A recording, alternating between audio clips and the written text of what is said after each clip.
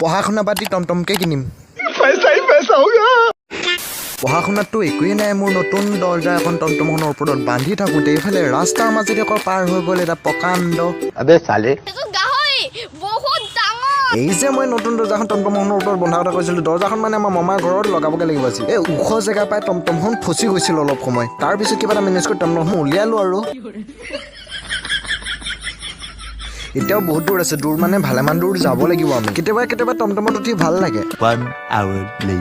finally বহুত সময়ৰ পিছত আহি পালোহি টমটমখনৰ ওপৰত দৰ্জাখন বান্ধি থোৱা ৰছীডাল খুলকাই দৰ্জাখনৰ পৰা পলিথিনটো লগাই দিলোঁ আৰু দৰ্জাখন ইয়াতে লগাম অলপ টাইম দৰ্জাখনত লাগি তাৰপিছত চাহ তাহ খাই বহুত সময়লৈকে দৰ্জাখনৰ কামত লাগি আছে সময় 7:30মান বাজিল এইফালে চন্দ্ৰমামাও আমাক দেখি ভাবিছে চাগে বহুত কষ্ট কৰাৰ পিছত দৰ্জাখন লগাই দিলোঁ হোলীৰ খেলা এই ভিডিঅ'টো যদি কোনোৱে এতিয়ালৈকে চোৱাই নাই তেন্তে চাই ল'ব বাই নেক্সট এটা মিনি ব্লগত লগ পাইছোঁ